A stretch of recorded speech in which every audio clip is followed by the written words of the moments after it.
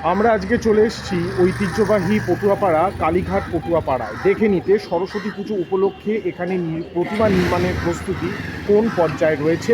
আশা করি আমাদের এই উদ্যোগ আপনাদের ভালো লাগবে। নমস্কার, ধন্যবাদ। আচ্ছা, ন্যূনতম দাম কত থেকে শুরু হচ্ছে?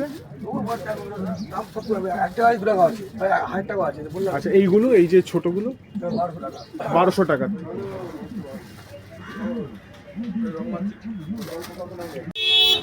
কোথায় যাচ্ছিস? পয়সা ঠিক করে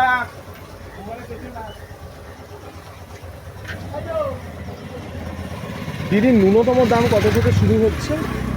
মানে সব থেকে কম করে কত থেকে শুরু হচ্ছে? কালীঘাট মা কালীর মন্দিরের পাশেই অবস্থিত কালীঘাটের ঐতিহ্যশালী পটুয়াপাড়া। বহু শতাব্দী ধরে বাংলার শিল্প সংস্কৃতির ধারক বাহক এই পটুয়াপাড়া। একটা সময় এখানে পটে আঁকা ছবি পাওয়া যেত এবং পট শিল্পের প্রসার ও প্রচার খুবই হতো, কিন্তু সেগুলি এখন বিলীয়মান। কিন্তু সেই পটের শৈলীতে প্রতিমা তৈরির যে ধারা, সেই ধারা কিন্তু আজও কালীঘাট পটুয়াপাড়ায় আমরা দেখতে পারি। প্রতিমা নির্মাণের ক্ষেত্রে কালীঘাট পটুয়াপাড়ার যে শৈলী তা কিন্তু স্বতন্ত্র। বিশেষ করে আমি যখনই কালীঘাট পটুয়াপাড়ায় এসছি, তখন দেবীর, সেটা মা লক্ষ্মী বা মা দুর্গা বা মা সরস্বতীর প্রতিমা হতে পারে, সেখানে যে চোখের যে বিন্যাস, চোখ আকার যে বিন্যাস, সেই আকার বিন্যাস কিন্তু আমাকে বারে বারে মুগ্ধ করেছে। এবং সেই চোখের আকার যে বিন্যাস, সেখানেই যেন পটশিল্পের ছোঁয়া শিল্পীরা আজও বয়ে নিয়ে চলেছে।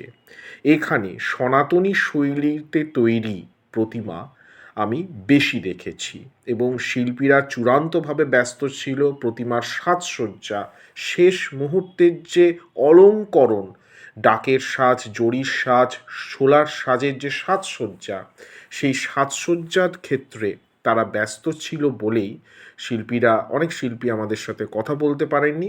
কিন্তু আমরা চেষ্টা করেছি যে প্রতিমা শৈলীর যে ধারা, প্রতিমা শৈলীর যে ধরন, সেটা আপনাদের সামনে তুলে ধরার জন্য।